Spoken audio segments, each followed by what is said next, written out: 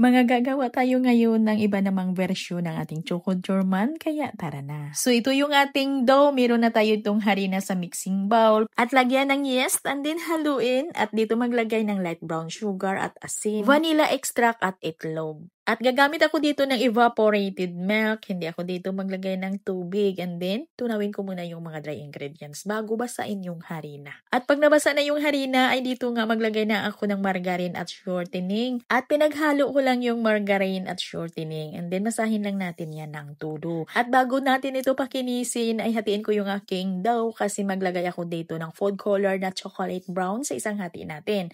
At ito mga pinadaan ko ito sa dough roller machine, yung kulay puti natin.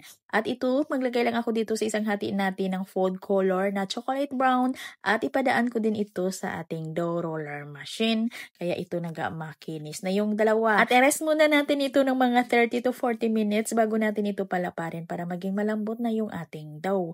At ito na mga pagkalipas ng 30 minutos ay palaparin ko na yung aking dough kasi po ay ito ay medyo malambot na. Hindi na siya uurong palaparin. At palaparin lang natin ito sa medyo manipis lang. Yung mga sukat ng ating mga ingredients dito, mga palangga, ay ilagay lang natin sa ating caption.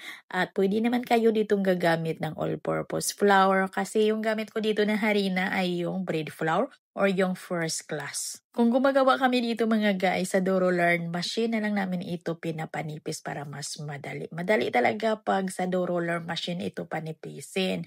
Pero kaso nga lang ay hindi ito ay maliit lang tapos karamihan sa inyo walang dough roller machine kaya manumanuhin natin ito sa pagpanipis. At dito sa ating chocolates do na food coloring ay pwede naman kayo ditong mag-add or flavor talaga na chocolates. Pwede din cocoa powder. At sa pag-roll naman natin dito ay pwede talaga kayong maglagay dito ng palaman.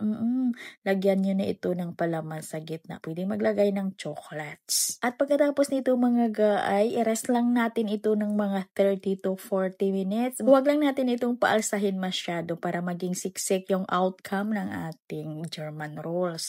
At ito nga mga ay binanyahan ko na ito ng evaporated milk at pinalsa ko lang pala ito ng 30 minutes. At ito na niluto ko sa may preheated oven na 180 degrees Celsius sa loob po ng 7-10 minutes.